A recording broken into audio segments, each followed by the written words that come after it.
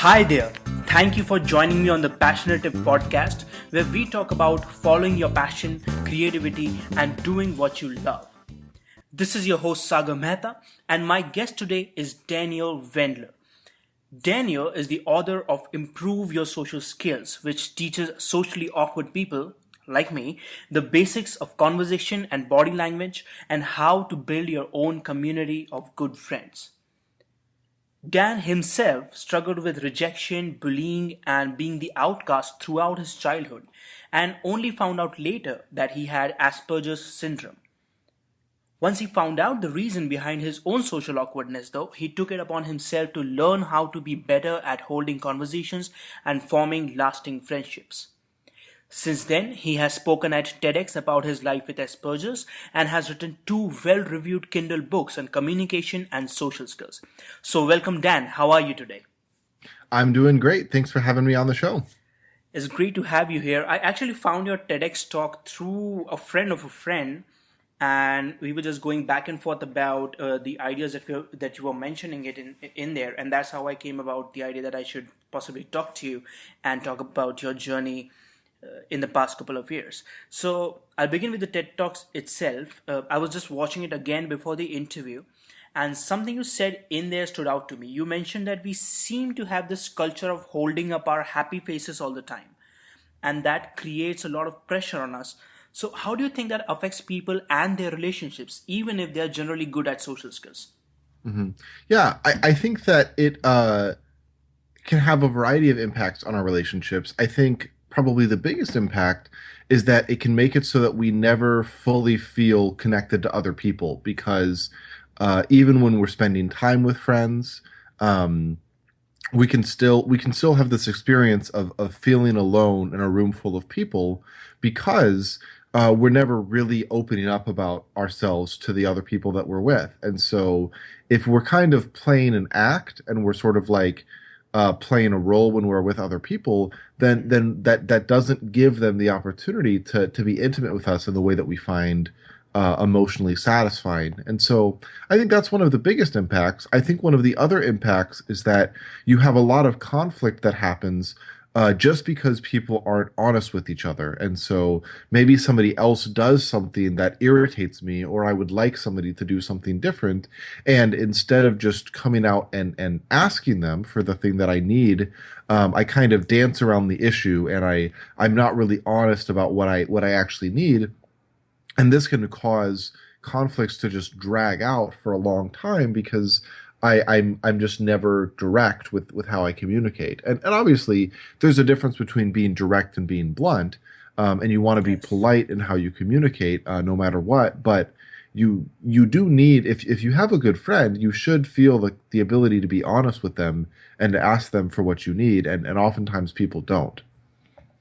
Right.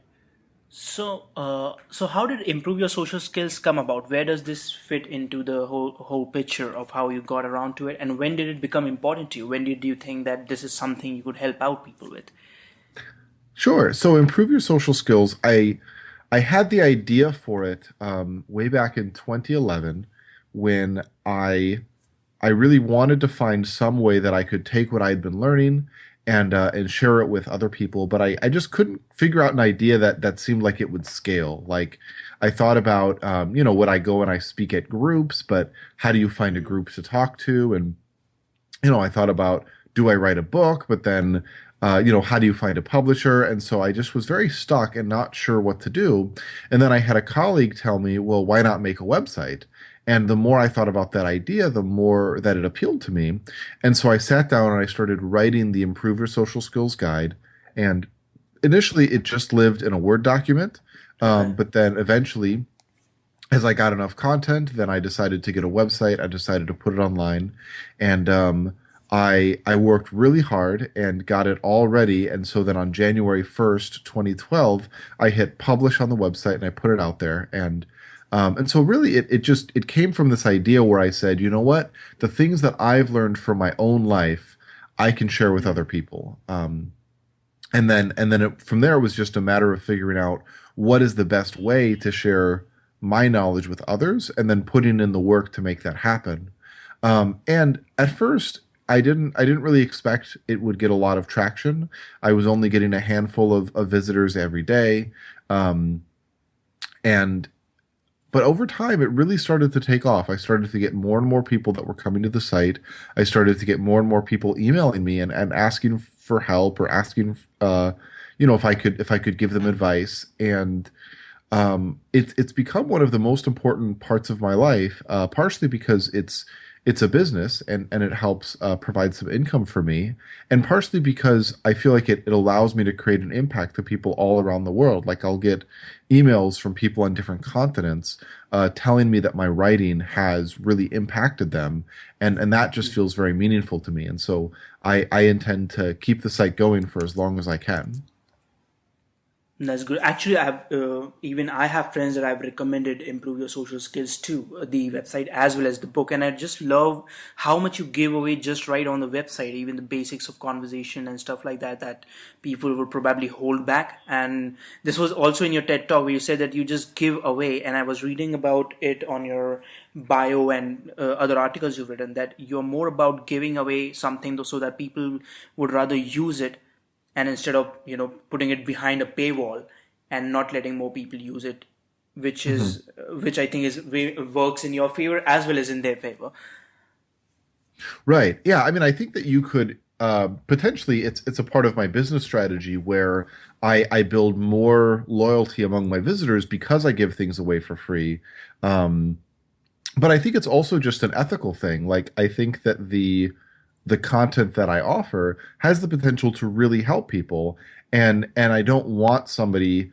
I mean, I'm a student currently, and so I certainly would like to have as much income as I can Yes. because being a student is expensive. But I don't want somebody who could really benefit from my advice being turned away just because they couldn't afford the price that I set. And so that's part of why I've priced my content at a very affordable level. And I have a system where if you email me and you offer to do a good deed, then I give you all of my content for free.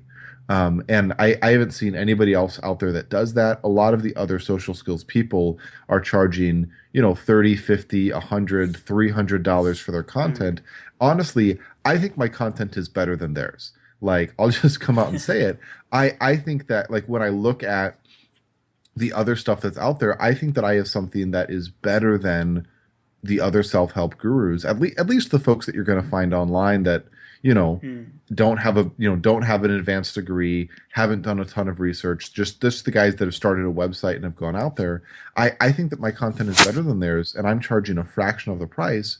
But it's because, would I rather sell, one or two copies a month and have a very small impact, um, or would I rather sell multiple copies a day and have a much bigger impact? And if I get to the end of my life, it's not about the money. It's about what is the impact that you've made.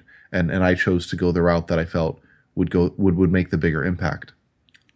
That's interesting. And I think that comes from the fact that you had to learn all the ropes yourself and it was especially hard for you. So possibly you could see how many people out there must be struggling with it.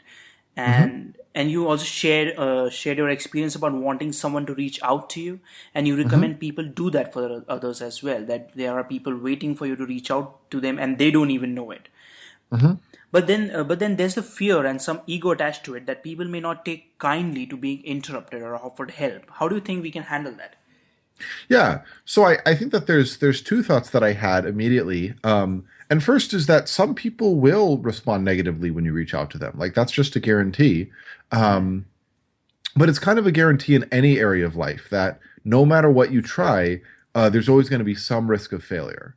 If you decide that you're going to write, you're going to start a blog and you're going to write 100 blog posts, at least some of those blog posts are not going to be any good. It's just the way that it works. Yes.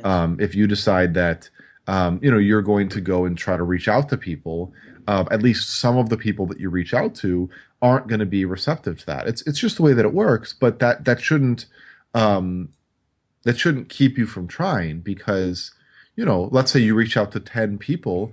If five of those people don't respond well and five of the people do, then you have five people that you connected with that otherwise you wouldn't have connected with. Um, so I think I would not be that worried about the fact that some people are going to respond negatively.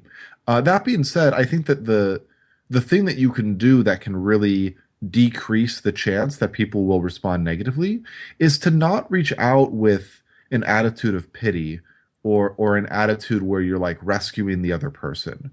Because Right. people can sense that, and if they feel like you're looking down on them, and you feel like they're not able to take care of themselves, then a lot of times they're going to have some pride, and they're going to say, no, I don't need your help because I don't want to feel like I'm an object of pity. And so what I think that I would recommend that you do is try to reach out to the other person in an attitude of genuine friendship. Like, don't just say, "Oh, I'm going to be friends with you because you really need a friend." Like, say, "I'm going to be Yes. friends with you because maybe you have something valuable to offer me as well. Like, maybe you can be a good friend to me just as I can be a good friend to you." And if you have that attitude where you're both equals, then the other person is going to respond to that much more positively than they would if you reach out to them saying like, I'm really doing you a favor by being your friend. Right. I was actually watching, reading, or I think watching this interview with Amanda Palmer, who is a musician, and she wrote a book called Art of Asking, and she had this really good bit that also helps in this situation. She says that if you don't accept rejection, or you don't expect it, and you don't truly accept it, then you're not really asking honestly. You actually want something in return, and that's dishonest. Because if you're going to ask somebody something, it has to be from a position of it's all right if you reject me, but it's Hmm. my responsibility I feel that it's my responsibility to ask you because I'm the giving kind of person. Yeah, exactly. I think that you want to go into it letting the other person make the choice. Yes. But doing what is your part to do, which is to ask the honest question, and extend an honest offer, but also let the other person have the freedom to say yes or no, and have either of those things be okay. Right. Then there's this other fear that especially creative people like artists and people who make music and stuff like that constantly have at the back of their mind. And you talked about this as well, that they keep fearing that someone will find out that they're not as awesome as they look. You said that Hmm. you were worried they will find out you were awkward all this time. So Hmm. how do you work through that fear? How can you trust yourself and just go on doing what you're doing in spite of that fear? Hmm. Yeah. I mean, I think that there's, again, I'm going to have a couple things to mention. Sure. I think that one thing that's very important is to try to build a community of friends that really can support you and that you really do feel like you can be yourself with. Because when you have people that you can be awkward with, and you know that it's okay, like you know that those people aren't going to reject you, you know that those people aren't going to, um, judge you for being awkward, then that can really help you relax and really help you be more okay with that part of yourself. And so obviously, just saying, oh, go out and make these friends is kind of difficult. And so you're going to have to put work into building that community. But if you can get to the point where you can have those relationships, that can be really beneficial. Something else that can be helpful is to look into professional therapy with a mental health worker. And the reason for that is because a therapist is really trained in creating an accepting relationship for you. And Right. so being in a therapy relationship allows you to, again, experience being awkward and having that be okay, having that be accepted, and that can help you reduce the fear from that. And also a therapist is going to give you strategies for how to manage your anxieties when you're out in the world. Um, Mm. so I think that that's beneficial. So I think that getting that kind of support can really help you. I do think though that um, something else that can be really helpful is to kind of like you were mentioning earlier, give yourself the freedom to fail. Like, Yes. give yourself the freedom to be awkward, and let other people reject you if they want to. Um, like if you decide to go to a party and you decide to let your true personality show and somebody else doesn't like it, you know what? So what? There's other people at the party. And even if everybody at the party dislikes you, you know what? There's other parties. Like you, Right. not everybody has to like you. And it's okay if you show your real self and somebody rejects you because, that's going to hurt, but it's their loss. There's other people that can accept you.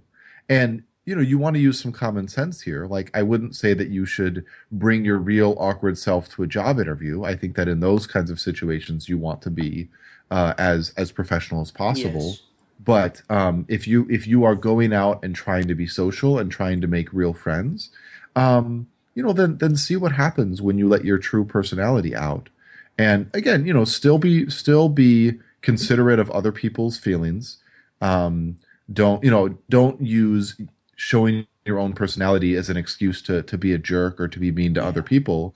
But I think that most of the time when people are worried about coming across as awkward, it's not that they want to be really mean to other people. It's just that they Mm. want to show their real personality and they're afraid to do that. And I would say just go ahead and do it. And if somebody rejects you, just let that be their loss. Just say, okay, I guess that person wasn't a good fit for me, and go on and find somebody else.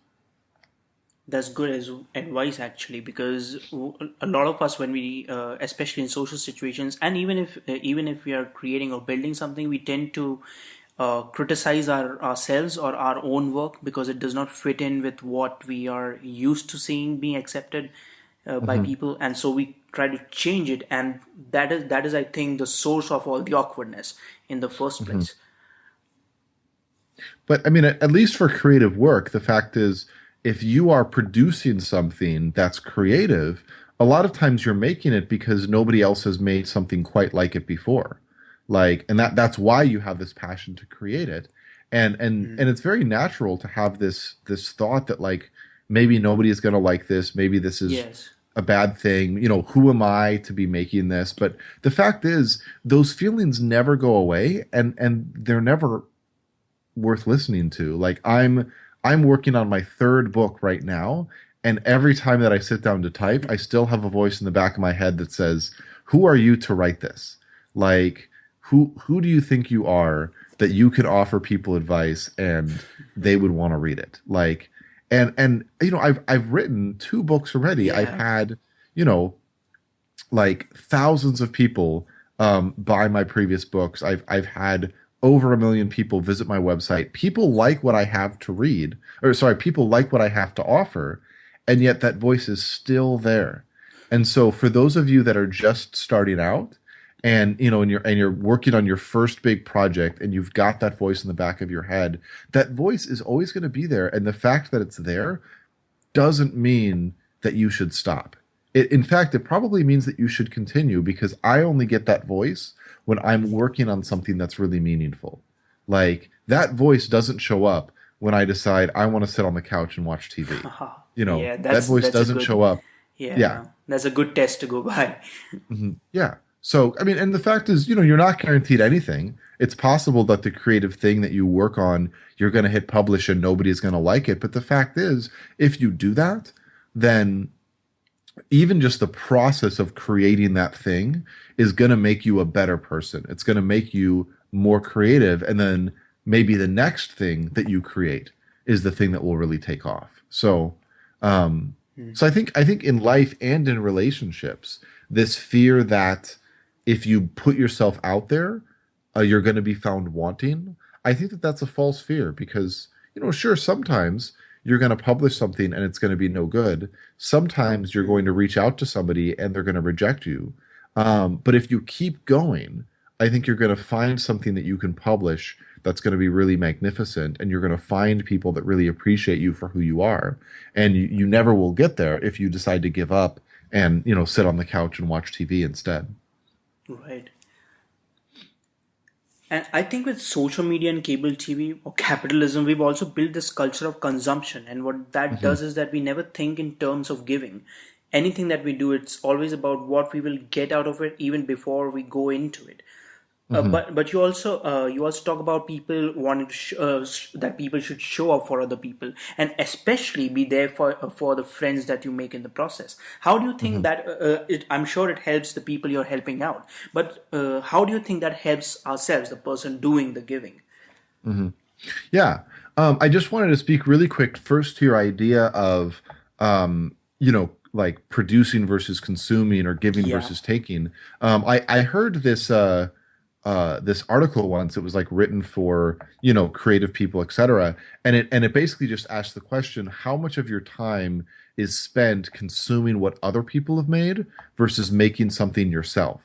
And I think that that's really beneficial to ask as a creative person. And then I think in relationships, I think it's really beneficial to ask how much of your time is spent just receiving what other people offer, and how much of your time is spent creating new opportunities to connect or new opportunities to give to other people. And I think that if you find that most of your time is spent just receiving, then putting more time into producing can really help you. Um, and so then your question was actually, sorry, can you repeat your question? Because Yeah, I got yes. lost in my tangent. No, that's all right. So what I was asking was that when we are going out there to help people, or when we are creating something that we, produce, send into the world, it definitely Mhm. helps the people who are dealing with us. But Mhm. how does it help me, the creator or the giver or the helper? Yeah. So I think that there's a couple of things. I always am going to have a couple of things to your questions. That's just how I answer these things. That's good.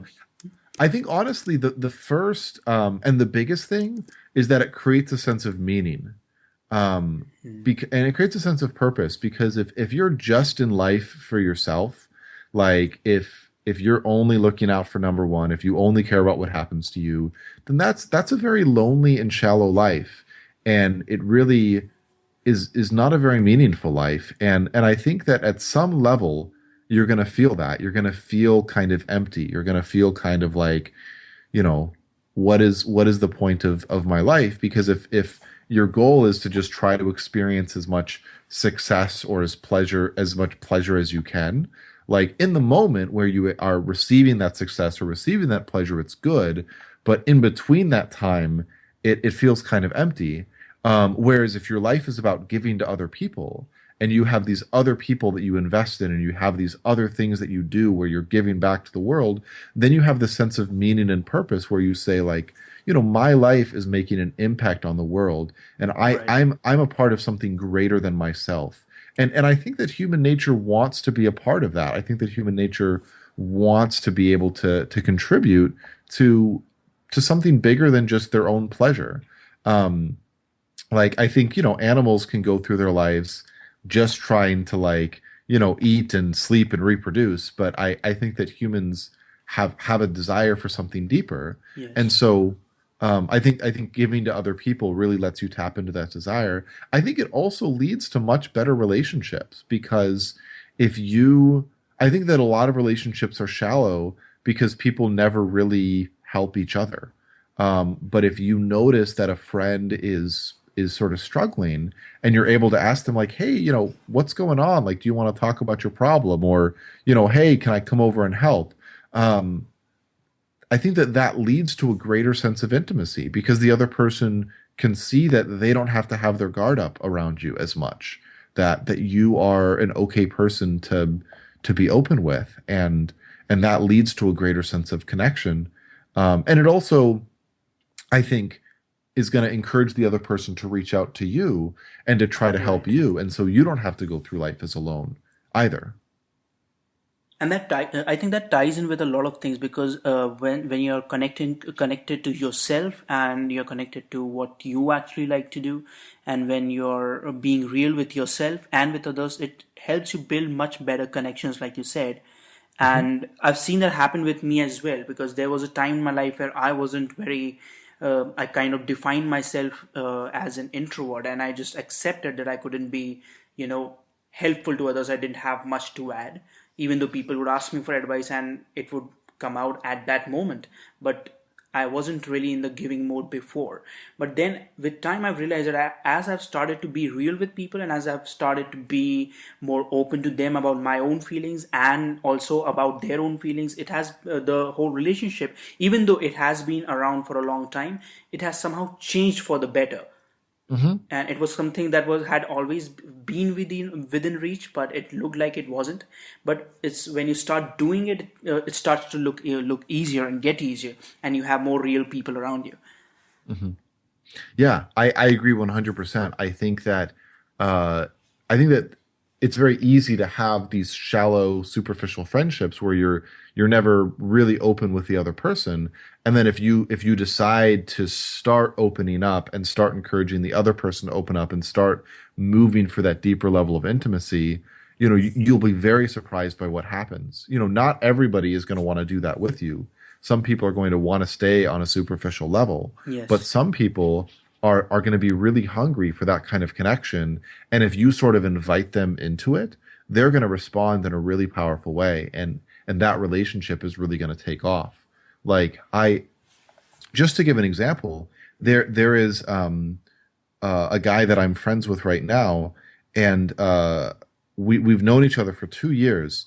And in our first year of knowing each other, we never really talked in depth. We just sort of had a casual kind of friendship. And then in our second year, we started opening up to each other, and we started sort of, sharing some stories about our life and talking about how we were doing and being more deliberate about inviting each other to like hang out. And now I would probably consider this person my best friend. And, he was Okay. the same person that he was last year, but because we decided to really take that step and invest in each other, it moved the relationship to a dramatically different level. Interesting. So has it become natural to you, or do you still find yourself switching between your Superman and Clark Kent versions? Uh-huh. So I think that there's a degree to which it's natural. Like there's part of it that just comes naturally. There's also part of it that I very deliberately do, and where I'm consciously putting effort into being social. Although honestly, at this stage in my life, my greater challenge is probably consciously letting myself be awkward again. Because we talked about this idea of being your real self and Right. of opening up to other people. And so I've spent so much time trying to make myself socially acceptable that I can find myself slipping into a really polished version of myself that's Mm. not really genuine. That's not really like my real self. It's this sugar coated version of myself where I've removed all of the awkward stuff. But the fact is, the awkward stuff is part of my personality. Like, Yes. my quirky sense of humor. That's just part of who I am. And so, while it's good, again, in like a workplace setting, something like that, it's good for me to be able to um, present, a very polished version of myself, or, sometimes when I'm meeting somebody for the first time, making a first impression, etc. When I'm with my close friends, I don't really want to be totally polished. I don't want to have it all together. I want to be real. And so I've had to kind of deliberately let myself say, okay, it's okay. You don't have to filter. You don't have to Mm. be doing everything right socially. You can let yourself relax, and if that means that you make some mistakes, then so be it.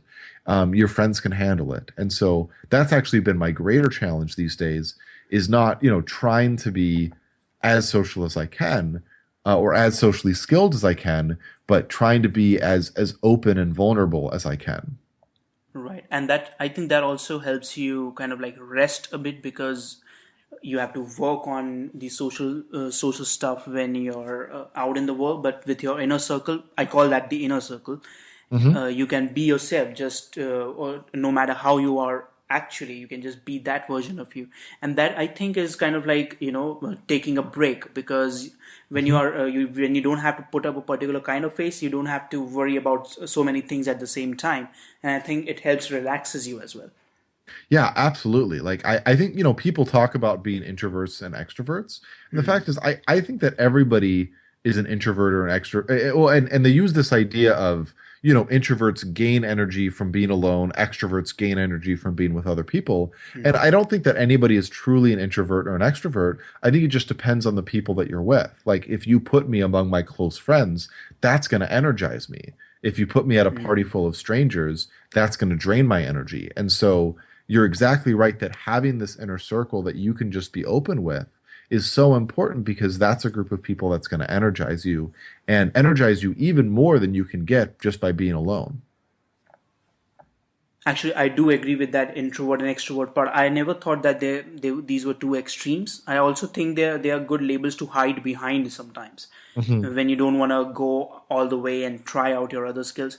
So you could hide behind one of the labels, because I know extroverts who spend alone time with meditation and other stuff to feel better. I know Hmm. introverts who go into parties and hang out for a bit with their friends to feel better. So I think we do both. We all need all kinds of different ways to charge ourselves again. Hmm. And by just hiding behind label, we are just not letting us get that kind of exposure, and that's only going to work against us.